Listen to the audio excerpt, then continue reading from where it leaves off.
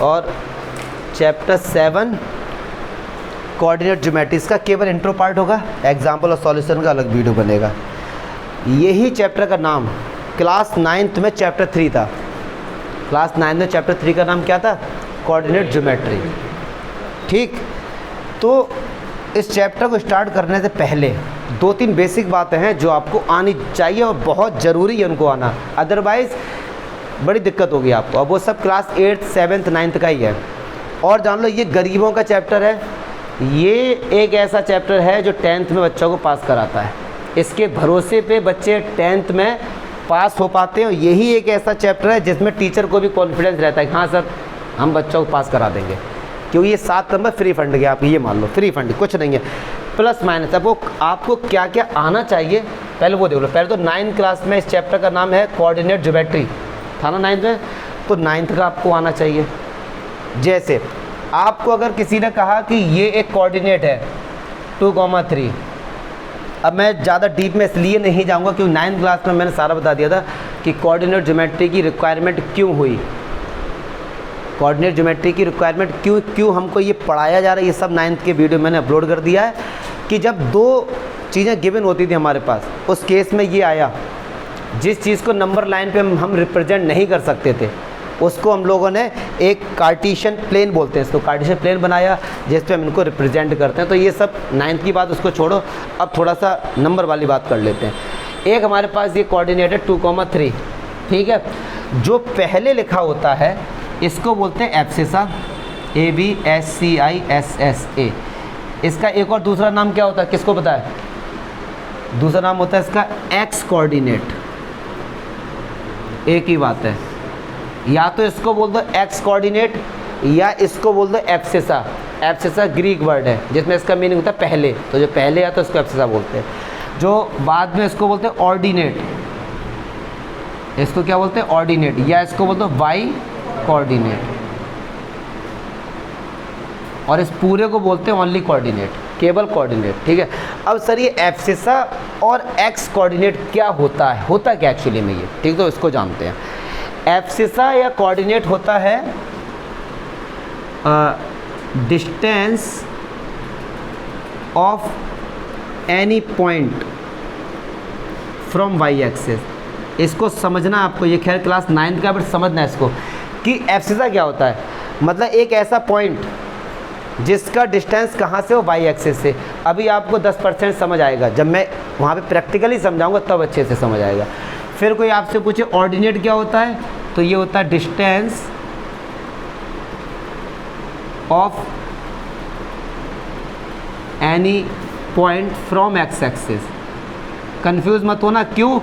ये है Y coordinate, distance कहाँ से निकाले? एक्स। अब समझना कि एक पॉइंट है 2,3, इसको मैंने कहा भैया ग्राफ पे रिप्रेजेंट करो। किस पे करो? ग्राफ पर रिप्रेजेंट। तो कैसे करते हैं देखो, सारे बच्चे समझेंगे, खैर ये बेसिक बात है। जो पहले होता है ये किस पे होता है? एक्स एक्सिस पे। तो एक्स एक्सिस पर ये है पूरी एक्स एक्सिस, यहाँ पर आपका 2 कहाँ दिख रहा है? आपको ये दिख रहा है 2, यहाँ पे आके खड़े हो जाओ, यहाँ पे आके आप खड़े हो गए। वाई पे कहाँ जाना है? 3। अब वाई में 3 ये रहा, तो ऐसे मत जाना, अब इसी की सीध में जाओगे आप, इसी की सीध में जाओ और 3 आपको दिख जाएगा लगभग यहाँ पे। तो ये हमारा पॉइंट हो गया 2,3। क्लियर है? एक पॉइंट 2 था, जो पहले आता है वो हमेशा एक्स एक्सिस होता है, एक्स एक्सिस पर होता है।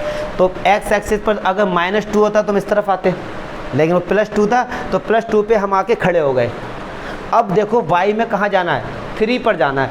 अब वाई में 3 + 3 ये है, तो इसी की सीध में जाएंगे और लगभग 3 के आसपास आके रुक जाएंगे। तो ये हमारा पॉइंट हो गया 2,3। क्लियर भैया? अब मैंने जो ये सारी बातें लिखी, अब इसको समझो। जो पहले होता है ये हमारा एब्सिसा होता है, और जो बाद में होता है हमारा ऑर्डिनेट होता है। अब मैं आपसे ये पूछूं कि सर ये 2 और 3 डिस्टेंस हैं क्या ये? तो अब देखो, बोला गया है distance of any point from the Y axis. Y axis तो ये है, वाई एक्सिस से अगर इस पॉइंट का जो ये डिस्टेंस है, ये वाला डिस्टेंस है, ये इसको बोला जाएगा 2 यूनिट। ये कितना है?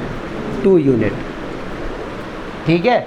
और एक्स एक्सिस से जो डिस्टेंस देखा जा रहा है ये कितना है? 3 यूनिट। क्या बात समझ आई? अगर मैं आपसे पूछूं कि ये पॉइंट 2,3 है, ये 2 और 3 क्या है, तब आप बोलोगे कि वाई एक्सिस से ये डिस्टेंस कितना है 2 और एक्स एक्सिस से ये डिस्टेंस कितना है 3। क्लियर है? तो ये बोला गया। अच्छा एक बात ये सुनो, जब ये डिस्टेंस 2 है तो ये भी तो 2 होगा क्योंकि एक सीधी लाइन है, और ये 3 है तो ये भी तो 3 होगा। ठीक है, ये बेसिक सी बात है, आपको ये सब 9th क्लास का 10th का भी इसमें कुछ भी नहीं है, ये बेसिक सी बात। जहाँ पर दोनों एक्सिस आपस में कट करती हैं, इस पॉइंट को क्या बोलते हैं, ओरिजिन। क्या बोलते हैं इसको? जिसके कोऑर्डिनेट होते हैं 0,0, क्योंकि x और y जहाँ पे कट करते हैं वहाँ पे x भी 0 होता है और y भी 0 होता है। अच्छा, जैसे ही मैंने ये ग्राफ बनाया, इस ग्राफ के 4 पार्ट हो गए, 1 2 3 4 पार्ट हो गए। तो पहला पार्ट होता है, इसको बोलते हैं फर्स्ट क्वाड्रेंट। क्या बोलते हैं इसको? क्वाड्रेंट। और दूसरा वाला ये क्या होगा? Second quadrant. ऐसे ये क्या हो गया? Third quadrant. देखो मैं बहुत ही तसल्ली से एक एक चीज़ लिख रहा हूँ, क्योंकि ये भाई साहब गरीबों का चैप्टर, इसमें कोई कंजूसी मत करना। और लक्ष्य बाबू जहाँ पे दिक्कत है तुरंत बोल दो कि सर ये चीज़ समझ, इसमें नहीं कंजूसी। ठीक। और फोर्थ क्वाड्रेंट। अब देखो भैया, फर्स्ट क्वाड्रेंट कितना हुआ? फर्स्ट क्वाड्रेंट ये हुआ, तो फर्स्ट क्वाड्रेंट में एक्स भी पॉजिटिव और वाई भी, तो फर्स्ट क्वाड्रेंट में दोनों ही साइन किसके आएंगे? प्लस प्लस के, तो एक्स भी प्लस और वाई भी। अभी देखना इधर, सेकंड क्वाड्रेंट में एक्स नेगेटिव है और वाई पॉजिटिव है, तो माइनस और प्लस।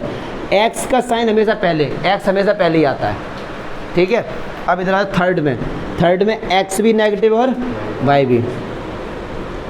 क्लियर है? अच्छा फोर्थ के साइन बताओ, फोर्थ में इसके साइन क्या होंगे?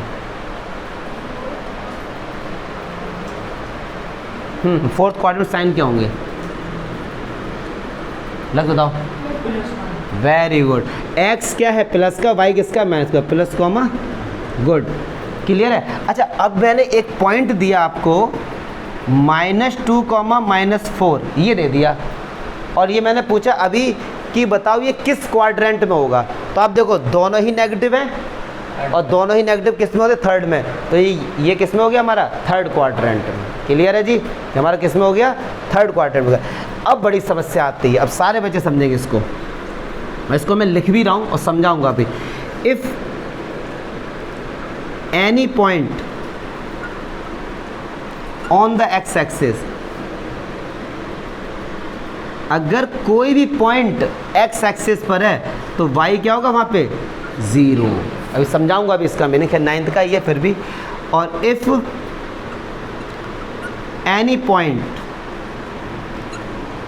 ऑन द y एक्सिस, अगर कोई पॉइंट y एक्सिस तो x क्या होगा? 0। अब इसका मीनिंग समझो, इसका मीनिंग समझना कि मैंने आपसे ये बोला कि 3, -3, अब समझेंगे सारे बच्चे ध्यान से, और 0, -3 और 3, 0। मैंने आपसे कहा कि इन पॉइंट को ग्राफ पे रिप्रेजेंट करो। अब पहले मैं दिखाने जा रहा हूँ 3, -3, तो x पर कितना जाना है और y पर माइनस। अब समझना, x पे जाओ 3, यहाँ पे आ गए, अब y पे जाना है -3। अब देखो y एक्सिस ये है, y पे -3 ये है ना, तो इसी की सीध में आ जाओ, इसी की सीध में आ जाओ, ये रहा। तो यहाँ पे ये पॉइंट हो गया हमारा 3, -3। तो पक्की बात है, देखो एक पॉजिटिव था एक नेगेटिव था, फोर्थ क्वाड्रेंट में आ गया ऑटोमेटिक। लेकिन अगर मैं आपसे बोलूँ कि 0, -3 दिखाओ कहाँ पर होगा, अगर कोई आपसे पूछे 0, -3 किस क्वाड्रेंट में होगा, तो ये किसी क्वाड्रेंट में नहीं होगा। पूछो क्यों? x पे जाओ 0 का मतलब आप यहीं पे खड़े हो, यस और नो, और y पे जाओ -3। अब आप यहाँ पर खड़े हो, फिर y पे जाओ -3, तो आप यहीं पे आ जाओगे। तो आप किसी क्वाड्रेंट में नहीं गए, आप y एक्सिस पर ही रहे। किस पे रहे? y। तो ये पॉइंट हो जाएगा हमारा 0, -3। तो जब कभी भी किसी एक में 0 आ जाए, जब x में 0 आ जाए, तो वो किसी क्वाड्रेंट में नहीं होगा, वो किस पर होगा? y एक्सिस पर। किस पे होगा? y एक्सिस पर। और देखो जब भी कोई पॉइंट y एक्सिस पर होगा तो x देखो 0 है, तो any point on the y axis x क्या होता है? 0 होता है। ठीक है। अब आ जाओ 3, 0, x पे जाओ 3, तो भाई साहब ये रहा। अब समझना, आप आ गए x पे 3, अब y पे कितना जाना है 0। मैंने कहा बेटा अब यहाँ पे खड़े हो, अब 0 किलोमीटर दौड़ के आओ, तो कहाँ पे रहे, वहीं पे रहे ना, तो 3,0 यही हो जाएगा। तो 3,0 में समझना, 3,0 में क्या होगा, x एक्सिस पर अगर कोई भी है तो उस पर y क्या होता है 0। तो जो ये पॉइंट है ये किसी क्वाड्रेंट में नहीं है। आपसे अगर पूछा जाए ना कि 3,0 किस क्वाड्रेंट में, तो आप बोलेंगे x एक्सिस पर। किस पर है, और देखो अभी कैसे पहचानते, जब y वाला 0 है तो x एक्सिस पर होगा, और x वाला 0 है तो y एक्सिस पे होगा। और अगर आपसे मैंने बोला कि सारे बच्चे ध्यान से सुनना, ये मैं सारा वो बता रहा हूँ जिनका चैप्टर 7 में यूज़ होगा। मैंने बोला अंकुश एक पॉइंट है वो y एक्सिस पर है, किस पर है, अब समझना। मैंने कहा वो पॉइंट बताओ, मैंने कहा एक ऐसा पॉइंट है जो y एक्सिस पे है, पॉइंट बताओ। अब समझना, y एक्सिस पे है तो ये पक्की बात है कि x 0 होगा, यहाँ तो आँख बंद करके 0 लिख दो और y को y लिख दो, तो आप बोलोगे सर ये रहा पॉइंट जो y एक्सिस पर होगा। क्या बात चमकी, अगर कोई पॉइंट y एक्सिस पर है तो x तो 0 ही होगा, क्योंकि y एक्सिस पे x होता ही नहीं है। तो अगर मैंने बोला एक पॉइंट मुझे ऐसा बताओ जो y एक्सिस पर है, तो y एक्सिस पर तो x क्या होगा 0, पक्की बात है। अच्छा मैंने आपसे बोला एक पॉइंट बताओ जो x एक्सिस पर है, जब x एक्सिस पे तो y क्या होगा, क्लियर है भाई। ये दो बातें जो आपको समझनी, बस दो ही बातें बस ये, अगर x एक्सिस पे कोई पॉइंट है तो y वाला 0 होगा, और y पर है तो x वाला 0 होगा, क्लियर है। बस ये दो ही बातें हैं, दो ही बातें, और कुछ ज़्यादा इसमें है ही नहीं। तो जितनी बातें मैं समझा रहा हूँ कोई दिक्कत। और अगर मैंने बोला एक ऐसा पॉइंट जो 0,0 है, उसका नाम क्या है ऑरिजिन, और फिर वो आपसे पूछे कि ये किस क्वाड्रेंट में है 0,0, ये किसी क्वाड्रेंट में नहीं आता है। अब इसका आंसर क्या होगा, इसका आंसर क्या होगा, अगर आपसे मैं ये पूछूं कि 0,0 कहाँ पर होता है, तो क्या आंसर होगा, किस क्वाड्रेंट में, नहीं वो तो ओरिजिन नाम होगा, किस क्वाड्रेंट में, किसी में नहीं। तो आप पता है क्या चीज़ लेके आएंगे, lies on the x and y axis both. जो ये 0,0 है ना, ये x एक्सिस पर भी और y एक्सिस, समझना। जैसे अगर सुधांशु त्रिवेदी, अगर मैंने पूछा ये जो पॉइंट है ये किस क्वाड्रेंट में, तो आप लिख के आएंगे y एक्सिस क्वाड्रेंट में है ही नहीं। ऐसे ही अगर मैं आपसे पूछूं 0,0 किस पे, तो भाई साहब ये x एक्सिस पर भी और y एक्सिस पे, तो lies on x axis and y axis. भूल मत जाना ये चीज़, ये ऑब्जेक्टिव के लिए हमेशा, क्योंकि अब आपके में भैया 32 नंबर का ऑब्जेक्टिव आएगा, 20 नंबर के तो हो गए, और 12 नंबर के केस स्टडी, तो 32 नंबर का ऑब्जेक्टिव आएगा। और ऑब्जेक्टिव से लॉजिकल क्वेश्चंस बनते हैं, तो वो ऐसे ही बनाएंगे आपको, क्योंकि एनसीईआरटी में तो ऑब्जेक्टिव है नहीं, तो अब ऑब्जेक्टिव बनाए जाएंगे, तो इन्हीं क्वेश्चन से ही ऑब्जेक्टिव बनाए जाएंगे। क्या कोई दिक्कत, जितनी बातें मैंने लिखी तो फिर से एक बार रिवाइज करते हैं। कोई भी एक पॉइंट है, मान लो पॉइंट हमारे पास ये रहा 2,3, तो जो पहले लिखा होता है इसको बोलते हैं एब्सिसा, और इसको बोलते हैं ऑर्डिनेट, इस पूरे को बोलते हैं कोऑर्डिनेट। सर ये 2 क्या होता है, इस 2 का डिस्टेंस होता है y एक्सिस से। सर 3 क्या होता है, इसका डिस्टेंस होता है x एक्सिस से, ठीक है। अच्छा अगर कोई भी पॉइंट x एक्सिस पर है तो y क्या होगा उस पर 0, y क्या होगा उस पर 0, और अगर कोई पॉइंट y एक्सिस पर तो उस पर x क्या होगा 0, और अगर 0,0 है तो x एक्सिस पर भी होगा और y एक्सिस। फर्स्ट क्वाड्रेंट में दोनों पॉजिटिव, सेकंड में minus plus minus minus plus minus, ठीक है, और ओरिजिन तो 0,0 हमारा है। चलिए अच्छा अब आ जाओ, अब आपको इसमें 2-3 और बेसिक बातें सीखनी है। क्या सीखनी है कि आपसे किसी ने बोला कि एक ट्रायंगल है, इसको भूलना मत, एक ट्रायंगल है ABC। मैंने कहा एक साइड उसकी 2 है, एक साइड 1 है, एक साइड 3 है। सारे बच्चे गौर फरमाएंगे, बहुत इंपॉर्टेंट चीज़ है ये, ठीक है। और मैंने आपसे बोला कि इसका एरिया फाइंड करो, इसका एरिया फाइंड करो, तो 99.99% बच्चे इसको गलत करके आते हैं। अब आप कहो सर इसमें क्या है, हेरोइंस फार्मूला लगा दो, तीनों साइड गिवन है, आंसर आ जाएगा। सही बात है, आंसर आ जाएगा, लेकिन कभी ऐसा ट्रायंगल पॉसिबल ही नहीं हो सकता, इसका एरिया आएगा ही नहीं, एरिया 0 आएगा। अब आप कहोगे सर कैसे, तो क्लास 6 में हमको एक चीज़ पढ़ाई गई थी कि ट्रायंगल में 3 साइड, भूलना मत इसको, ट्रायंगल में 3 साइड, किन्हीं भी 2 साइड का सम हमेशा तीसरे से बड़ा होना चाहिए। अब एक बात सुनो, 2 और 1 को ऐड करो, कितना हुआ और तीसरी साइड कौन सी बची? क्या 3 बड़ा है 3 से? नहीं बड़ा है, वो तो बराबर है। ट्रायंगल तभी बनता है अंकुश, ट्रायंगल में 3 साइड, और कह रहे हैं किन्हीं भी 2 साइड का सम, कोई भी 2 साइड ले लो, उनका सम जो बचा हुआ है उससे हमेशा बड़ा होना चाहिए। अगर इन 2 को ऐड करोगे तो इनसे बड़ा होना चाहिए, तो ये ट्रायंगल ही नहीं बनेगा। मतलब आप घर पे जाके ट्रायंगल बनाना कि जिसकी एक साइड 2 सेंटीमीटर हो, एक 1 हो, एक 3 हो, आप बना ही नहीं पाओगे ट्रायंगल। और जब ट्रायंगल नहीं बना पाओगे तो एरिया भी नहीं होगा, क्योंकि वो ओपन रहेगा, और ओपन रहेगा तो एरिया डज नॉट एग्जिस्ट।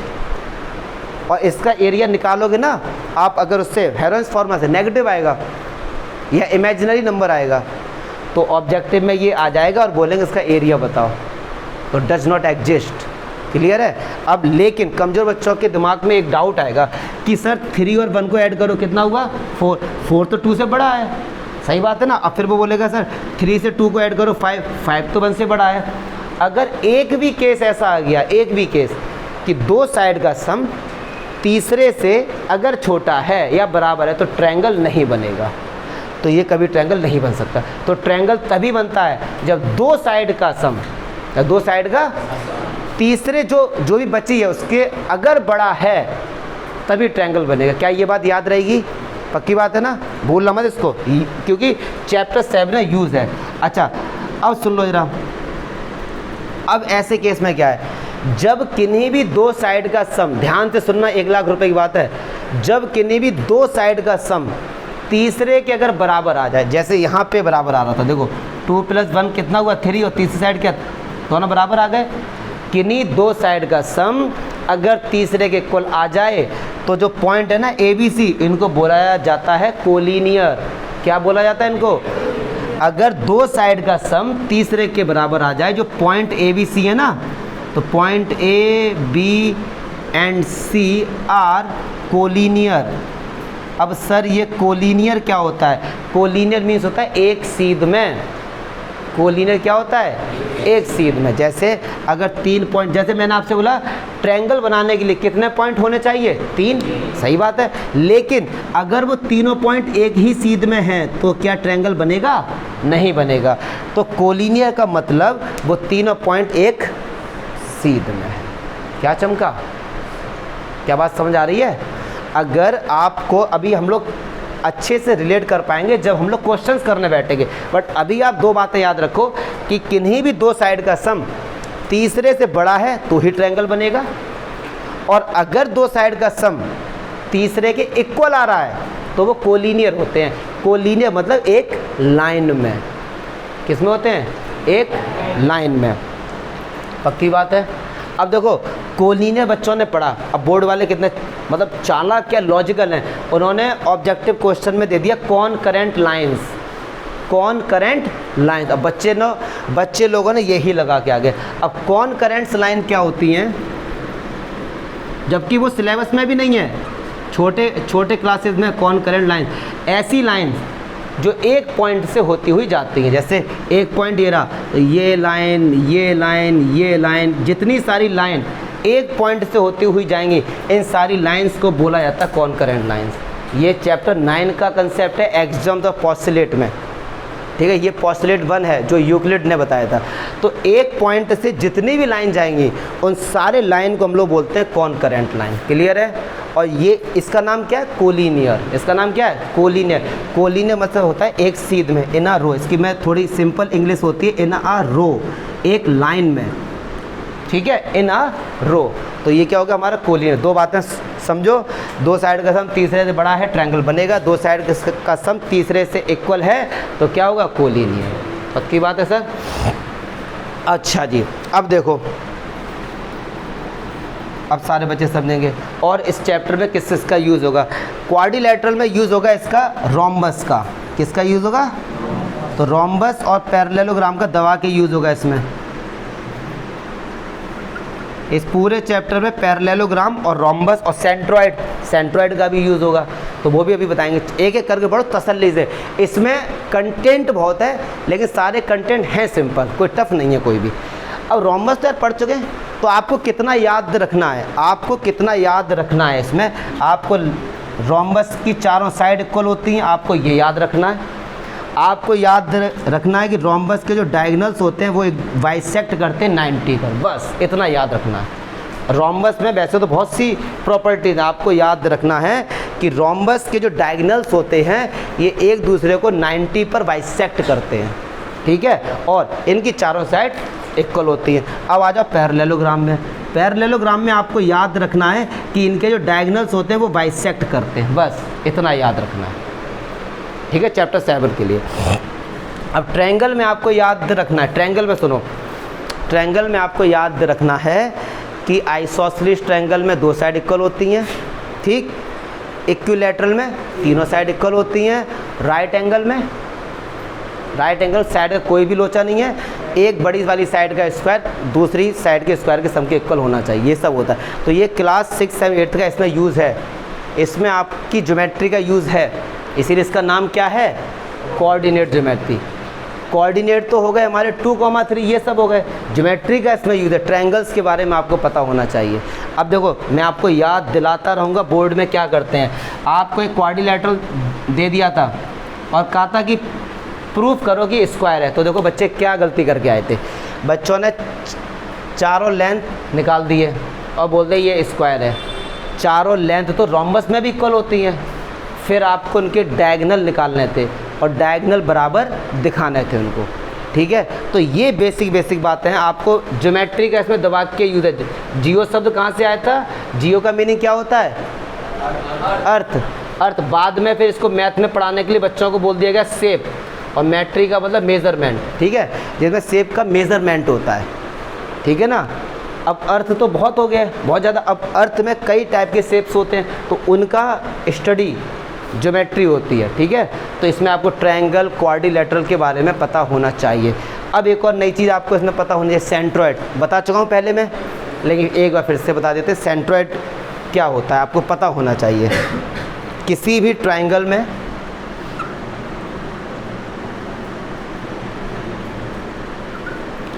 अगर AD एक मीडियन है तो ये D मिड पॉइंट हो गया, और ABCDE अगर एक मीडियन है तो E मिड पॉइंट हो गया, और CF अगर एक मीडियन है तो F मिड पॉइंट हो गया। ये तीनों पॉइंट, ये तीनों लाइंस जिस पॉइंट पर कट करते हैं उस पॉइंट को हम क्या बोलते हैं, सेंट्रॉयड। उस पॉइंट को हम क्या बोलते हैं, सेंट्रॉयड। क्लियर है। तो फिलहाल और तो कोई बेसिक होगा तो देखें, पहले इतना लिख लो, वाइट बोर्ड में जगह नहीं है। अब आप अपने हिसाब से देख के लिख लो। क्या हम लोगों ने कोऑर्डिनेट ज्योमेट्री का सारा इंट्रो पार्ट समझ लिया कल बहुत बढ़िया तरीके से, ठीक है। आज हम लोग करेंगे 7.1 जो हमारी पहली एक्सरसाइज, उसका इंट्रो पार्ट और उसके एग्जाम्पल्स कवर करेंगे इसमें, ठीक है। तो जैसे ही हम लोग 7.1 में गए तो तुरंत आया डिस्टेंस फार्मूला। क्या आया, डिस्टेंस फार्मूला क्या होता है, मतलब दो आपके पास कोऑर्डिनेट होंगे, उनके बीच में आपको डिस्टेंस फाइंड करना है। 2 पॉइंट है, उनके बीच में आपको डिस्टेंस फाइंड करना है। तो पहले तो आपको बता दूं फार्मूला होता क्या है, और फिर उस फार्मूले का प्रूफ, और इसका प्रूफ आ सकता है। तो चलिए देखते हैं। हमारे पास एक ये एक्स और वाई कोऑर्डिनेट है, एक पॉइंट हमारे पास ए और एक पॉइंट हमारे पास बी, 2 पॉइंट हैं, इनके बीच का हमको डिस्टेंस फाइंड करना है, ठीक है। तो ये हो गया हमारा ए से बी का डिस्टेंस, x1 y1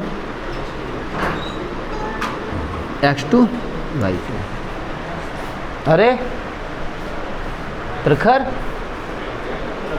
प्रभात सॉरी, जल्दी बैठ जाओ भाई, जल्दी बैठो। चलो अब देखो, अच्छा हाँ ऐसे बैठा, जगह दो पीछे, जगह दो पीछे। अरे ट्रेडमिल पे बैठ जाओ, कोई देखे चलेगी नहीं, बैठ जाओ, कोई चला मत देना ट्रेडमिल। चलो आ जाओ, अब दोनों बस हो गया। अब दो हमारे पास ये पॉइंट दिए गए हैं, x1 y1 और x2 y2, ठीक। हमको क्या करना है, इनके बीच का डिस्टेंस फाइंड करना है।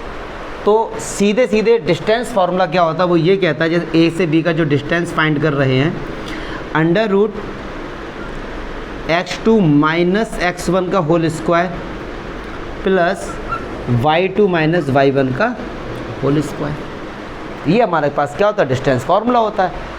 अब ये x1 x2 y1 y2 का दो जो फर्स्ट हमारे पास कोऑर्डिनेट है उसके x1 एक्सेस है, y1 का ऑर्डिनेट है, x2 y2 इनके सबके क्या कोऑर्डिनेट है, तो इनके बीच का हमको डिस्टेंस क्या है x2 माइनस x1 का whole square plus y2 minus y1 का होल स्क्वायर। क्लियर है सर? तो ये फॉर्मूला हमारे पास होता है। अब सुनो, कमज़ोर बच्चे एक गलती करते हैं क्या, जैसे फॉर्मूला क्या सुनना ध्यान से, x2 माइनस x1 का whole square plus y2 minus y1 का होल स्क्वायर। कमज़ोर बच्चे क्या करते हैं, x2 माइनस y2 कर देते हैं, x1 माइनस y1 कर देते हैं, ये गलत है। इसका प्रूफ भी अभी हम लोग करेंगे। अच्छा एक चीज़ और जान लो, छोटी क्लासेस में हमने पढ़ा है कि a माइनस बी का होल स्क्वायर कोई बच्चा बोले या b माइनस ए का होल स्क्वायर बोले, क्या कोई अंतर है? आंसर एक ही आना। क्यों? क्योंकि पावर 2 है। कोई आपसे अगर बोलता है 2 का स्क्वायर तो भी 4, माइनस 2 का स्क्वायर तो भी 4। तो a माइनस बी का होल स्क्वायर अगर मैंने आपसे पूछा तो आपने कहा sir a square plus B square plus 2ab, a plus b का होल स्क्वायर। लेकिन अगर मैंने पूछा a माइनस बी तो a square plus B square minus 2ab, और b माइनस ए का भी यही होगा, a square plus B square minus 2ab, कोई फ़र्क नहीं पड़ता है। तो ऑब्जेक्टिव में देखो कैसे आएगा, डिस्टेंस फार्मूला ज़्यादातर बच्चों को यही याद रहता है, बट वो आपको दे देंगे x1 माइनस x2 का whole square plus y1 minus y2 का होल स्क्वायर। क्या कोई दिक्कत इसमें? अब कमजोर बच्चे समझेंगे ध्यान से कि सर अभी आपने बोला था x2 माइनस x1 का होल स्क्वायर, और अब आप बोल रहे हो सर x1 माइनस x2। ये कौन सा टाइम है तुम लोगों का आने का? लड़की होने का फ़ायदा उठा रहे हो तुम लोग इस बात का। तो x2 माइनस x1 या x1 माइनस x2 फॉर्मूला एक ही है। क्या चमका? कोई दिक्कत इसमें? एक ही बात है, x2 minus x1 y2 minus y1 बोलो या x1 x कुछ भी बोल दो, आंसर एक ही आना। क्यों? क्योंकि a माइनस बी और b माइनस ए का फॉर्मूला एक ही होता है। Got it? अब हम लोग करने जा रहे हैं भाई साहब इसका प्रूफ, तो साथ से थाम लो, है बहुत ही सिंपल। लेकिन कल मैंने आपको इसका इंट्रो पार्ट बताया था, तो अब उस इंट्रो पार्ट का इसमें क्या होने जा रहा है, यूज़ होने जा रहा है। तो सारे बच्चे ध्यान से समझेंगे। एक बार बता दूं, जो बच्चे कल नहीं आए थे, थोड़ी बेसिक नॉलेज, अगर कहीं पर लिखा हुआ है कि ये पॉइंट है और इसके कोऑर्डिनेट है 2,3, तो सर ये 2 और 3 क्या है? अगर आपने x एक्सिस से ये परपेंडिकुलर डाला तो ये 3 हो जाएगा, और ये क्या हो जाएगा, 2 हो जाएगा। ये डिस्टेंस 2 और ये डिस्टेंस 3। क्लियर है? ये खैर क्लास 8th की बात है, फिर भी नॉलेज के लिए आपको बता दी। अब देखो a पॉइंट के कोऑर्डिनेट हैं x1 y1। अब सारे बच्चे गौर फरमाएंगे क्या, अगर मैंने ये परपेंडिकुलर डाला, समझना ये परपेंडिकुलर किस पर है, x एक्सिस पर है, किस पर है जी, तो y वाला लिख दो। तो ये डिस्टेंस कितना हो गया, y1। क्लियर है जी? और ये परपेंडिकुलर है x एक्सिस पे, तो ये y पर, तो ये कितना हो गया, x1। अब एक बात सुनो यार, अगर ये x1 है तो ये भी क्या होगा, x1 होगा। यस और नो? अब मैं इसको हटा देता हूँ। अगर ये y1 है तो ये भी क्या होगा, y1। कोई दिक्कत? ठीक। अब आ जाओ x2 y2। अगर मैं आपसे पूछूँ ये डिस्टेंस क्या है, तो आप क्या बोलोगे, y2 बोलोगे। इस पूरे को क्या बोलोगे, y2। और मैं आपसे पूछूँ यार x2 क्या है, तो आप ये पूरा कितना बोलोगे, x2। और ये x2 है तो ये भी पूरा क्या होगा। यहाँ तक कोई दिक्कत है? स्टॉप कर देना मुझे कि सर ये चीज़ समझ नहीं आ रही। वैसे हम लोगों ने कल पढ़ा ही है, अगर x2, y2 b पॉइंट के कोऑर्डिनेट हैं, तो ये जो लाइन गई है किस पर परपेंडिकुलर है, x एक्सिस पे, तो y वाला लिख दो, मतलब y2। और y एक्सिस पे परपेंडिकुलर तो कौन सा लिख दो, x वाला। क्लियर है? तो ये डिस्टेंस कितना हो गया, x2, और ये डिस्टेंस कितना हो गया, y2। अब समझना, मैं इसका नामकरण करता हूँ a b c d। ठीक, अब सारे बच्चे समझेंगे। अगर मैं आपसे पूछूं कि समझेंगे सारे बच्चे, O से लेके C तक का डिस्टेंस कितना है, x2, और O से लेके D तक कितना है, तो अगर मैं आपसे पूछूं CD कितना होगा, तो x2 माइनस x1। यस और नो, x2 माइनस x1 होगा। क्यों? इतना तो x2 है, उसमें से ये कम कर दो तो ये बचेगा, कितना होगा, x2 माइनस। क्लियर है सर? चलिए, तो ये डिस्टेंस हो गया हमारे पे x2 माइनस x1। ठीक, अब समझना सारे बच्चे ध्यान से। मैंने यहाँ से क्या किया, ये एक लाइन ड्रॉ कर दी इस तरीके से, इसका नाम मैंने दे दिया ABCDE। अच्छा, अब फिर से देखेंगे, BC डिस्टेंस कितना है, y2 कितना है, और AD कितना है, y1। तो ये कितना बचा, y2 माइनस। कोई डाउट है तो बताओ। क्या डायग्राम बड़ा बना दूँ? हाँ ठीक है, कोई दिक्कत हो, आपके लिए तो पढ़ाई रहा हूँ, अगर तुम्हें दिक्कत है तो बोल दो, ये आपकी अथॉरिटी है, ये आपका हक है कहने का। जैसे इसने बोला भूमि ने कि सर बड़ा कर दो, ठीक है, क्योंकि आप पहली बार पढ़ रहे हो ना, तो कोई नहीं, आप बोल दो कि सर थोड़ा सा जूम कर दो इसको। चलो देखते हैं, फिर से समझ आना चाहिए बस आप लोगों को।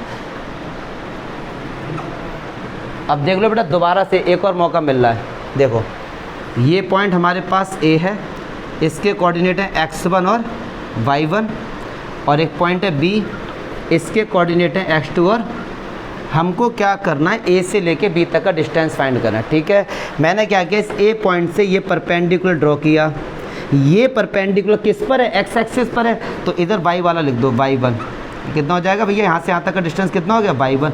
अच्छा ये डिस्टेंस फिर कितना होगा, x1, बताओ ना यार, यहाँ तो कोई दिक्कत नहीं। ए बी, इसका नाम दे दिया सी। अब मैंने क्या किया है भैया, यहाँ से परपेंडिकुलर ड्रॉ किया, इसका नाम मैंने क्या दे दिया, डी। अब समझेंगे, अब ये जो लाइन आई है एक्स एक्सिस पर क्या है, परपेंडिकुलर, तो ये कितना हो गया, y2, ये कितना हो गया जी, y2, ठीक। अच्छा और फिर ये कितना हो गया, x2, कितना हो गया ये, अरे बताओ ना, ठीक है। अब अगर मैं भूमि आपसे पूछूं कि OC डिस्टेंस x1 है, ठीक, और OD डिस्टेंस क्या है, x2, तो CD क्या होगा, x2 माइनस x1, बोलो यस और नो, ठीक है ना सर। चलिए यहाँ से मैंने ये सीध लिया एक, क्योंकि मैंने एक ट्रायंगल बना दिया, ठीक है, तो ABC, इसका नाम मैंने दे दिया E। अब एक बात समझना, अगर ये y1 है तो ये भी क्या होगा, y1 होगा, और ये पूरा डिस्टेंस कितना है, y2, तो BE कितना होगा, y2 माइनस y1, कितना हो जाएगा ये, y2 माइनस, क्लियर है सर। अब अगर ये डिस्टेंस यहाँ से यहाँ तक x2 माइनस x1 है, तो ये भी तो x2 माइनस x1 होगा। देखो मैं प्रूफ बता रहा हूँ, मैं प्रूफ इसलिए बताता हूँ केवल और केवल नॉलेज के लिए। जो कमज़ोर बालक है, जिनको लग रहा है सर टफ है, तो आप केवल फार्मूला याद कर लो, आपका काम हो जाएगा। लेकिन जब वीडियो बनता है तो मैं सारी बातें बताता हूँ, कमज़ोर बच्चे वाले सिंपल सिंपल समझ लें। अच्छा ये ई पॉइंट क्या होगा, 90 होगा, सीधी लाइन है तो क्या होगा, 90 होगा। अगर मैं आपसे पूछूँ कि ट्रायंगल ABE, क्या इसमें पाइथागोरस थ्योरम लगा सकते हैं, ये राइट एंगल ट्रायंगल है, 90 के सामने वाली साइड हाइपोटेन्यूज, तो नियम कहता है हाइपोटेन्यूज का whole square is equals to base का whole square plus perpendicular whole square. Got it. चलिए अब AE कितना है, देखो AE कितना है, x2 माइनस इसका क्या हो गया, होल स्क्वायर, प्लस BE कितना है, y2 माइनस y1, तो y2 माइनस y1 का, और ये क्या निकल के आया, AB का स्क्वायर। बट हमको क्या निकालना था, ए बी निकालना ना, तो जब स्क्वायर हटता है, सारे बच्चे ध्यान देंगे, स्क्वायर जब भी हटता है तो प्लस माइनस अंडर रूट हमको फ्री मिलता है, इतना हमको क्या मिलता है, फ्री। क्यों, क्योंकि इसकी पावर क्या है, 2, तो आंसर कितने होंगे, 2, ठीक है। तो बस ये हो गया x2 माइनस x1 का whole square plus y2 minus y1 का होल स्क्वायर। लेकिन यार एक बात होता है, ए बी डिस्टेंस है, ए बी क्या है, डिस्टेंस कभी नेगेटिव होती है तो इट विल बी पॉजिटिव, तो माइनस साइन को रिमूव कर दो, दिस इज योर फार्मूला, यही तो है। तो ये हमने डिस्टेंस फार्मूला प्रूव कर लिया। अगर आप प्रूव करते हैं ना, तो ये मैं आपको गारंटी के साथ बता रहा हूँ, कितने भी लॉजिकल क्वेश्चन आ जाएं आप उसको सॉल्व कर लेंगे, क्योंकि आपने प्रूफ कर लिया। मैं इसीलिए हर चीज़ का प्रूफ इसीलिए बताता हूँ जिससे आपके बेसिक कंसेप्ट क्लियर होंगे। अदरवाइज एक ऑप्शन है, सीधा रट्टा मार लो, कोई दिक्कत, 2 ऑप्शन है आपके पास, बट ये सजेस्ट करता हूँ, अभी हमारे पास टाइम बहुत है, तो प्रूफ की प्रैक्टिस करते रहो। कोई दिक्कत है किसी बच्चे को तो बताइए। चलिए फर्स्ट एग्जाम्पल, और यही एग्जाम्पल बताऊंगा, इसके बाद दूसरा तीसरा खुद से करोगे, सीधे चौथा बताऊंगा, इसे कंसेप्ट समझो बस। के बाद ये कह रहे हैं आपके पास 3 पॉइंट दिए गए हैं, ठीक है, और उन 3 पॉइंट को मिला के कह रहे हैं कि क्या ट्रायंगल बनेगा। 3 पॉइंट को मिला के ट्रायंगल बन भी सकता है और नहीं भी बन सकता, डाउट है। अब बच्चे के दिमाग में आएगा कि सर 3 पॉइंट मिला के तो ट्रायंगल बनेगा, बनेगा क्यों नहीं। लेकिन अगर वो तीनों पॉइंट्स कोलिनियर है, मतलब एक सीध में है, जैसे एक पॉइंट ये है, एक ये है, एक ये, मैंने कहा इन 3 पॉइंट को मिलाओ तो क्या ट्रायंगल बनेगा, नहीं बनेगा ना। तो क्यों नहीं बनेगा? क्योंकि ये तीनों पॉइंट क्या है, एक सीध में है, मतलब कोलिनियर हैं। क्या है? एक लाइन में है। तो ऐसे पॉइंट्स को क्या बोलते हैं? कोलिनियर। तो क्या ना, ये 3 पॉइंट्स हैं, आप बताओ क्या इनको मिला के ट्रायंगल बनेगा?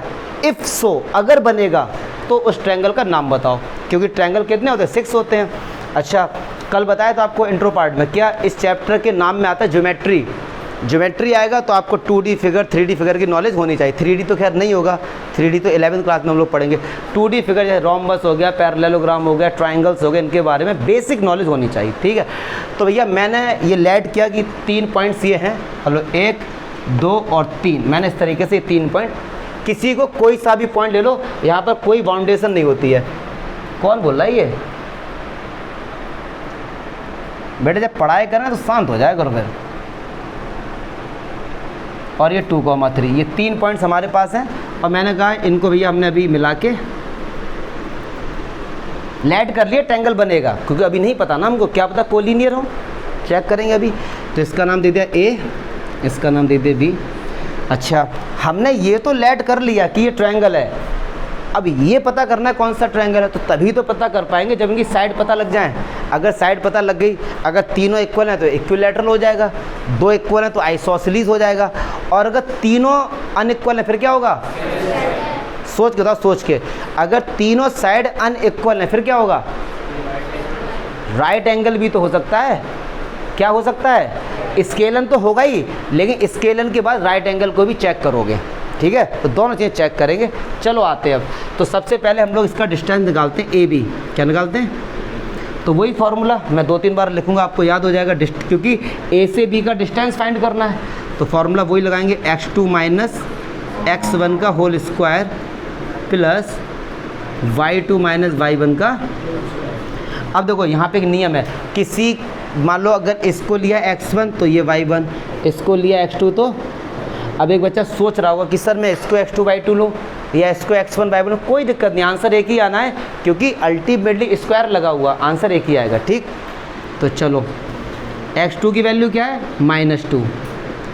x2 की वैल्यू क्या है? -2, और माइनस x1 क्या है? 3, प्लस y2 क्या है? -3, y1 क्या है? 2। चलो अच्छा, ये तो खैर बेसिक बात है। -2 और -3 मतलब -5। क्या हो गया? -5। बहुत से बच्चे अभी भी ऐसा सोच रहे होंगे कि सर माइनस माइनस प्लस, नहीं यार वो मल्टीप्लाई में होता है। तो -5 का होल स्क्वायर कितना हुआ? 25, और -5 का होल स्क्वायर कितना हुआ? 25। तो ये कितना आ गया? √50। क्लियर है? अच्छा, ए बी क्या होगा? एक डिस्टेंस है, तो बच्चे अपने नंबर कटवाते हैं, हम लोग यहाँ पे यूनिट नहीं लिखते, आपको यूनिट ज़रूर लिख देना है। ये 7th चैप्टर में हैबिट में लेके आ जाओ। अगर कोई डिस्टेंस फार्मूला लगाया है तो आंसर में यूनिट ज़रूर लिख देना। क्लियर है?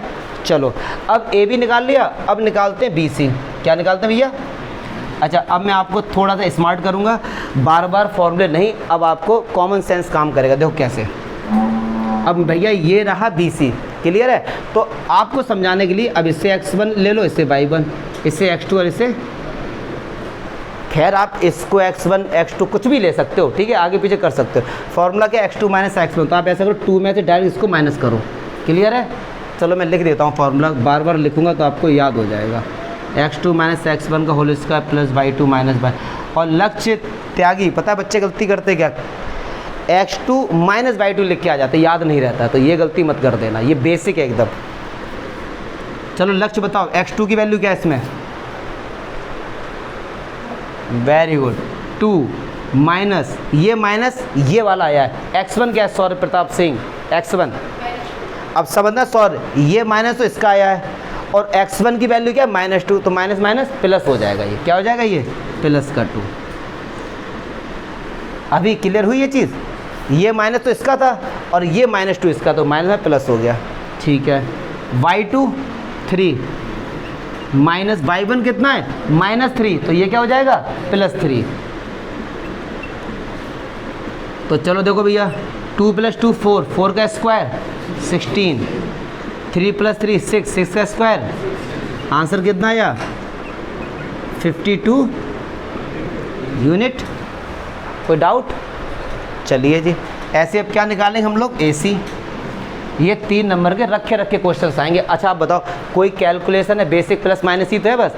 तो ये गरीबों का चैप्टर है, इसमें केवल फॉर्मूले याद हो, put the value get the answer, और इसमें कोई घंटा लॉजिक नहीं है, सिंपल है ये।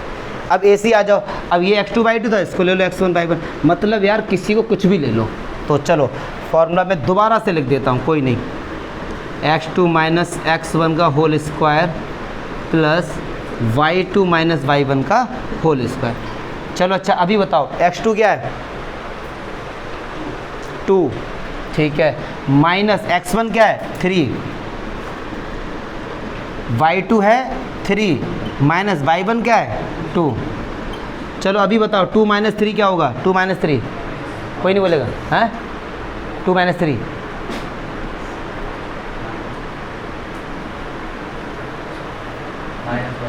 अरे इतना टाइम, -1 का स्क्वायर और 3 से 2 क्या बन का स्क्वायर। चलो अच्छा सॉरी बताओ बेटे, -1 का स्क्वायर, वेरी गुड, और 1 का स्क्वायर मतलब ये कितना आ गया √2, कितना आ गया। अब सारे बच्चे गौर फरमाएंगे जरा, 3 साइड आई हैं, तीनों की तीनों क्या है निकल के डिफरेंट आई हैं, क्या निकल के आई हैं डिफरेंट, क्या समझ रहे हो, √50 √52 और √2 तीनों साइड डिफरेंट हैं। जब तीनों साइड डिफरेंट है तो ये ट्रायंगल क्या होगा स्केलन, लेकिन स्केलन है, क्या पता राइट एंगल हो, क्या पता राइट एंगल हो। तो अब हम यहाँ पे क्या चेक करेंगे, राइट एंगल, क्या चेक करेंगे राइट एंगल। तो राइट एंगल का नियम क्या था, जो इनमें से सबसे बड़ी साइड है, सबसे बड़ी क्या है √52, तो BC का स्क्वायर चेक करो क्या AB के स्क्वायर और AC के स्क्वायर इक्वल है, देखते हैं, सबसे बड़ा तो 52 ही था ना, तो BC की जगह क्या पुट करोगे √52 का होल स्क्वायर, AB की वैल्यू क्या है √50 का होल स्क्वायर, AC क्या है √2 का होल स्क्वायर। अच्छा जब रूट के ऊपर स्क्वायर होता है तो स्क्वायर से रूट हट जाता है, तो ये क्या निकल गया 52 और ये क्या है 50 + 2, तो क्या बराबर आ गए। तो इसका मतलब given triangle ABC is a right angle triangle. अगर आप स्केलर लिख के आते और ये क्वेश्चन 3 नंबर में आता तो यू विल गेट 2.5, आपके आधा मार्क्स यहाँ पे रिड्यूस हो जाता, और होना भी चाहिए, क्योंकि जब बोला गया कि कौन से टाइप का, तो स्केलिंग के साथ साथ आपको राइट एंगल ट्रायंगल यूज़ करना पड़ेगा। जिस बच्चे को दिक्कत है ये बता दें सर ये बात समझ नहीं आई, ये स्क्वायर वाला चक्कर समझ में आया आपको, स्क्वायर से रूट हट जाता है, क्लियर है। जैसे अगर कभी कोई आपसे पूछे कि √3 का स्क्वायर, तो सिंपल सा बोलो 3, क्योंकि रूट से ये हट गया। अगर कोई पूछे 3 का स्क्वायर तो वो तो 9 है ही नॉर्मली, ठीक है। चलो नेक्स्ट एग्जाम, चलो देखो एग्जाम्पल 2 देखो, 4 पॉइंट दिए गए हैं, कह रहे प्रूफ करो इन चारों पॉइंट को मिला के भैया स्क्वायर बनना है, ठीक है। अब समझना है यहाँ पे थोड़ा सा लॉजिक है, अब समझेंगे। 4 पॉइंट ये रहे, मैंने एक कोऑर्डिनेटर बना दिया इस तरीके से, ठीक है। तो आपको करना क्या है, AB फाइंड कर लेंगे डिस्टेंस फॉर्मूले से, BC CD और AD 4 डिस्टेंस आ गए, वो चारों डिस्टेंस बराबर आएंगे, क्योंकि प्रूफ करना है, बराबर आएंगे।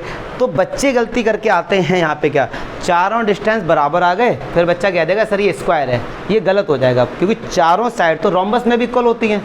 फिर उसके बाद करना क्या होगा, देखो आपने AB फाइंड कर लिया, BC फाइंड कर लिया, CD फाइंड कर लिया, AD फाइंड कर, समझना आप लोग। मैंने कहा बाई चांस मान लो 2 2 2 सब आ रहे हैं, बराबर आ रहे हैं ये सब, अच्छा तो आप क्या क्या आ जाओगे, ये स्क्वायर है, नहीं गलत हो जाएगा, ये रोम्बस भी हो सकता है। फिर आप डायगोनल निकालेंगे, क्या निकालेंगे डायगोनल, AC फाइंड करेंगे और फिर आप फाइंड करेंगे BD, और ये मान लो है 3 3, ये क्या निकल के आएंगे 3 3। तो स्क्वायर में क्या होता है, चारों साइड इक्वल होती हैं और उनके डायगोनल भी आपस में इक्वल्स होते हैं। रोम्बस में डायगोनल्स इक्वल नहीं होते हैं। कोई बच्चे के दिमाग में ये तो डाउट नहीं आया कि सब जब सर ये 2 2 था तो ये 3 3 क्यों ले लिया, अरे भैया डायगोनल तो ज़्यादा ही होंगे ना साइड से, तो 4 डिस्टेंस निकालो, फिर उसके बाद डायगोनल निकालो। अगर ये डायगोनल आपस में इक्वल नहीं आते तो फिर ये रोम्बस हो जाता, और अगर इक्वल आ गए तो ये क्या होगा, स्क्वायर होगा, ठीक है। चलो जी क्लियर है ना। डिस्टेंस फॉर्मूला लगता है लेंदी बहुत था, लॉजिक इसमें नहीं था, लॉजिक जो था वो मैंने बता दिया। अब एग्जाम्पल 3 देखते हैं। हम लोग एग्जाम्पल इसलिए करते हैं क्योंकि NCERT के बहुत से लोग एग्ज़ाम को अंडर एस्टिमेट करते हैं एग्जाम्पल को, और वो एग्ज़ाम में आते हैं, तो एग्जाम्पल ज़रूर करेंगे। अब आ जाओ भैया, कह रहे हैं ये 3 दोस्त हैं ABC सीट पर बैठे हुए हैं, चेक करो क्या ये तीनों दोस्त एक लाइन में बैठे हैं। आपको ये चेक करना है क्या ये तीनों दोस्त एक लाइन में बैठे हैं, मतलब ये पूछना चाह रहे हैं क्या ये तीनों पॉइंट कोलिनियर हैं? क्या ये तीनों पॉइंट कोलिनियर हैं? तो चलो भैया चेक करते हैं। तो सबसे पहले ऐसे में ए बी का डिस्टेंस निकालो और बी सी का डिस्टेंस निकालो और सी ए का डिस्टेंस। तो चलो ए बी का डिस्टेंस, अब देखो अब मैं आपको डायरेक्ट ट्रिक क्या मतलब प्रैक्टिस से पता लग जाएगा जल्दी कैसे करेंगे। ए बी निकाल लें, ये एक्स होगा, इसमें ये एक्स होगा, इससे इसको माइनस करो, 6 में से 3 गया, 3 का स्क्वायर कर दो। बार बार फॉर्मूला नहीं लिखूंगा अब मैं, क्योंकि फॉर्मूला तो याद हो गया होगा आपको। प्लस 4 से बन गया 3, 3 का स्क्वायर 9। अब सुनो, तो ये हो गया 3 का स्क्वायर 9, 3 का स्क्वायर 9, कितना निकल गया 18। अब एक बात समझना, छोटी क्लास में हमने पढ़ा है कि हम 18 को ये लिख सकते हैं 2 × 3 × 3, और जिसका पेयर बन जाता है वो भाग जाते हैं। छोटे क्लास से हम लोग पढ़ते हैं, जिनका जोड़ा बना वो भाग गए, तो ये भी भाग जाएंगे। 3 अंदर क्या बचा 2। क्लियर है? पक्की बात है? देखो इनका जोड़ा बन गया, सही होगा ये। अब क्या बचा अंदर 2 बचा, तो 2 लिख दिया, ये भाग गए, और जब ये भागे तो ये 1 हो गए, मेड फॉर ईच अदर। चलो अब आ जाओ बी सी निकाल दो। क्या निकाले हम लोग? B C. 8 से 6 गया 2, 6 से 4 गया 2, तो 2 का स्क्वायर 4, 2 का स्क्वायर 8 आ गया। चलो अब 8 को भगाते हैं, 8 के फैक्टर हो गए 2 × 2 × 2, ये भाग गए और एक 2 बचा, 2√2। क्या मैं थोड़ा फास्ट कर रहा हूँ? कमज़ोर बच्चे बताओ, कमज़ोर बताओ यार। अभी मैंने हर बार फार्मूला लिखा था, अब नहीं लिखेंगे ना बार बार, प्रैक्टिस होगी हमारी। अब सी ए ये रहा, तो 8 से 3 गया, कितना हुआ 5 का स्क्वायर, और 6 से बन गया, तो देखो चलो भैया 5 का स्क्वायर 25, 5 का स्क्वायर 25, कितना आया 50। चलो जी 50 के फैक्टर करो, 2 × 5 × 5, 5 का पेयर भाग गया, 2 अंदर बचा। क्या कोई दिक्कत? तीनों डिस्टेंस निकल के आ गए। अब कोलिनियर की कंडीशन जान लो क्या होती है। कोलिनियर की कंडीशन जान लो क्या होती है। कोलिनियर की कंडीशन ये होती है, अगर किन्हीं दो साइड का सम तीसरे के इक्वल अगर आता है, अगर किन्हीं दो साइड का सम तीसरे के इक्वल आता है, तब वो क्या होते हैं? हमारे कोलिनियर होते हैं। क्या होते हैं? तो आप पढ़े लिखे आदमी हो, 9th क्लास में हम लोग पढ़ के आए हैं, फिर भी एक बार नॉलेज के लिए बच्चों को बता देता हूँ जिनको नहीं आता है। जैसे आपसे किसी ने बोला 2√3 + 3√4 को ऐड करो, चलो प्रभात शुक्ला, क्या आंसर आएगा इसका? इसको ऐड करो, आंसर क्या आएगा? क्यों? आप बताओ, पड़ोसी बता रहा है, आप बताओ आंसर, बताओ आंसर। पड़ोसी ने तो कर दिया। बेटा ये ऐड नहीं होगा। ऐड कब होता है? ऐड तब होता है जब रूट के अंदर सेम नंबर लिखे होते हैं, तब क्या ऐड और माइनस होता है। जब रूट के अंदर सेम नंबर्स होते हैं तभी अभी प्लस माइनस होता है। मल्टीप्लाई के लिए कोई भी एटीट्यूड नहीं, मल्टीप्लाई किसी का भी किसी से कर दो, तो ये ऐड नहीं होंगे, ये ऐसे के ऐसे ही रहेंगे। लेकिन अगर ये होता, हाँ जी, अब ऐड हो जाएंगे। क्यों? क्यों? रूट के अंदर क्या लिखा हुआ है? सेम। तो ऐड कैसे होंगे? देखो इसके आगे कितना है, इसका कितना है 5 और √3, और इसको ऐसे ही लिख देते हैं। ये मैं आपको क्लास 8th का बता रहा हूँ, समझो। 3 और 2 ऐड किया 5, और √3 को ऐसे ही कर देना, √6 मत कर देना। ठीक है सर? अब इधर आ जाओ, हमसे बोला गया था कोलिनियर क्या होते हैं? किन्हीं भी दो साइड का सम तीसरे के इक्वल होना चाहिए। तो देखो इसके अंदर भी √2, इसके अंदर भी रूट, मतलब ऐड हो जाएंगे ये। तो एक बात सुनो, अगर मैं इस वाले से इस वाले को ऐड करता हूँ तो 3 और 2 5√2, और ये कितना है 5√2, मतलब दो साइड का सम तीसरे के क्या है? इक्वल है। तो आप लिखेंगे AB और BC का सम किसके इक्वल आ रहा है? AC के इक्वल आ रहा है। कैसे आ रहा है दिखा दो उनको। 3√2 और 2√2 को अगर आप ऐड करोगे तो 3 और 2 5√2 आ गया, और BC भी AC भी क्या है 5√2। तो 3 पॉइंट्स आर कोलिनियर। ये क्या है हमारे?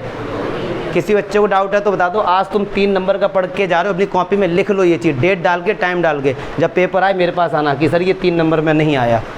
ठीक है? ये 3 नंबर का पढ़ के जा रहे हो, क्योंकि आपके में जो सिलेबस था काफ़ी रिड्यूस हो गया, एरिया वाला कंसेप्ट हटा दिया गया।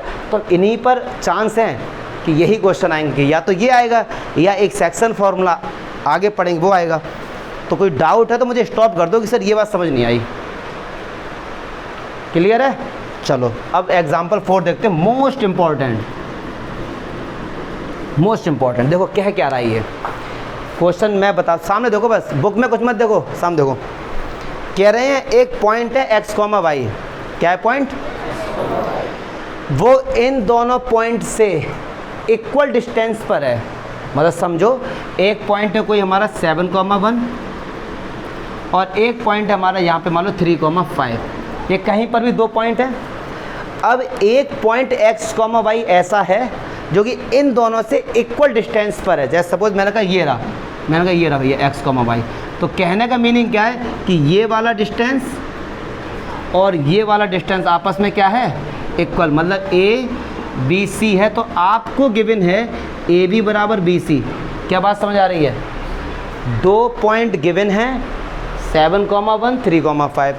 अब एक्स कॉमा वाई एक ऐसा पॉइंट है जो इन दोनों से इक्वल डिस्टेंस पर है। मतलब अगर ए से बी पर आओगे जो डिस्टेंस होगा और सी से बी पर आओगे जो डिस्टेंस होगा वो आपस में क्या होंगे, इक्वल, ऐसा गिवन है।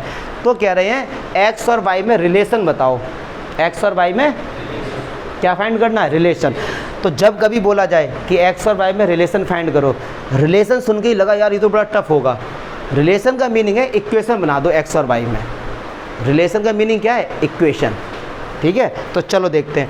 तो ए बी और बी सी का डिस्टेंस आपस में क्या है, इक्वल। तो क्या ए बी का डिस्टेंस फार्मूला से हम लोग निकाल सकते हैं।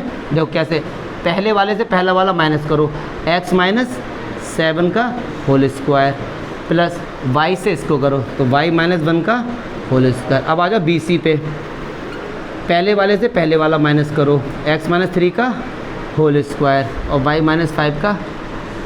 क्या मैं समझा पा रहा हूँ? अब मैं थोड़ा सा डायरेक्ट कर रहा हूँ तो यार कंफ्यूज मत होना, क्योंकि डिस्टेंस फार्मूला कब तक बार बार लिखूंगा। समझो पहले वाले से पहले को माइनस करके स्क्वायर लगाओ। ठीक है, चलो अब स्क्वायर रूट यहाँ भी है, स्क्वायर रूट यहाँ भी, कैसे हटेगा, स्क्वायरिंग बोथ साइड, दोनों तरफ स्क्वायर कर दोगे तो अंडर रूट हट जाएगा। तो स्क्वायरिंग बोथ साइड, स्क्वायरिंग क्यों किया, अंडर रूट हटाने को। तो जैसे स्क्वायरिंग बोथ साइड के अंडर रूट हट गया, अब अंदर हमको ये मिला।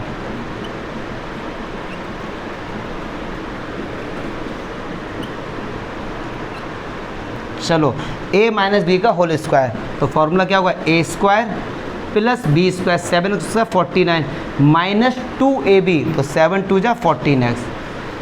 बच्चों को दिक्कत हुई, a माइनस बी का whole square, A square plus B square minus 2ab plus A square plus B square minus 2ab। ऐसे यहाँ पर करो, A square plus B square minus 2ab, A square plus B square minus 2ab। ठीक है, अब देखो X square से X square शहीद हो गया, वाई स्क्वायर से वाई स्क्वायर शहीद हो गया। अब एक्स वाले एक तरफ कर लो। ठीक है, ये जैसे माइनस, अब समझेंगे माइनस का 14x ये रहा, और हमारे पास इधर कहीं x है, यहाँ पे 6x होगा। ये जो 6x है इधर आएगा तो किसका हो जाएगा, प्लस का, माइनस का 2y है, ये इधर आएगा तो किसका हो जाएगा, प्लस का। अरे बताओ ना, ऐसा क्यों फील हो रहा है कि मैं अकेले अकेले सॉल्व कर रहा हूँ? दिक्कत है तो बोल दो ना यार। अच्छा, ये 49 है और ये कितना है 1, कितना हो गया 50, उधर गया तो किसका हो गया, माइनस का, और इधर कितना था 25 में 9 जोड़ो कितना होगा 34, माइनस का 14x प्लस का 6x माइनस का 8x, 10y माइनस प्लस का 8y।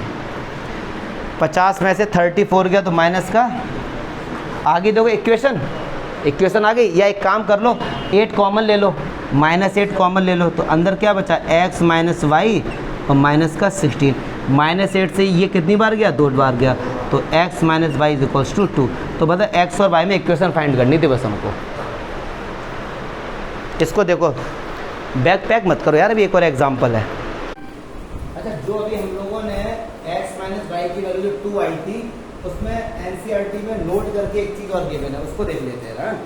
ये कह रहे हैं कि x minus y is equal to 2, ये आंसर आ गया था। अगर आप इसका ग्राफ बनाएंगे, स्ट्रेट लाइन है, तो वो स्ट्रेट लाइन इस तरीके से होगी कि 7,1 अगर एक कोई पॉइंट है मेरा, और ये दूसरा पॉइंट है 3,5, इनको अगर आपने ज्वाइन किया तो जो x minus y is equal to जो लाइन होगी वो इसको एकदम बीचों बीच से होती हुई जाएगी। एक मतलब ये जो लाइन है, अगर इस लाइन की बात करें ए बी को, दो इक्वल पार्ट्स में डिवाइड करेगी और ये एंगल कितना होगा 90। तो ये नोट में गिवन कर समझ जाना, ये केवल नॉलेज के लिए। अब आ जाओ लास्ट एग्जाम्पल, क्या कह रहे हैं, find a point on the Y axis. जैसे बोला गया कोई भी पॉइंट वाई एक्सिस पर है तो इसका मतलब उस पर एक्स क्या होगा, 0 होगा। इंटर पार्ट में बता दिया था, तो वाई एक्सिस पे तो वो होगा 0, ये एक ऐसा पॉइंट है जो इक्वल डिस्टेंस है इन दोनों पर, मतलब ये पॉइंट ये ना 6,5 और -4,3। कहने का मतलब ये डिस्टेंस आपस में क्या है, इक्वल है, ये दिया गया है। तो बस फाइंड अ पॉइंट, मतलब वाई की फाइंड करो, ये ए बी और सी, मतलब ए बी बराबर बी सी। तो चलो ए बी 6 से 0 माइनस करो, 6 माइनस तो डायरेक्ट करेंगे, 5 से ये 5 माइनस वाई का होल स्क्वायर। बी सी इससे इसको माइनस करो और 3 से क्लियर है। स्क्वायरिंग बोथ साइड कर दो, अंदर हट जाएगा। 6 का स्क्वायर 36, 5 का square 25 plus y square minus का 10y, -4 का स्क्वायर 16, 3 का square 9 plus y square minus का वाई स्क्वायर से वाई स्क्वायर कैंसिल हो गया। अच्छा, अब ये 36, 25, 16 इनको एक तरफ ले लो और बाकी सब एक तरफ। माइनस का 10y इधर आएगा प्लस का 6y और 16 प्लस 9 कितना हो गया 25 और ये इधर आके माइनस हो गया, तो ये तो सही हो गया। और माइनस का 4y तो माइनस का 36 और 4 9 जा 30, y की वैल्यू क्या आ गई 9।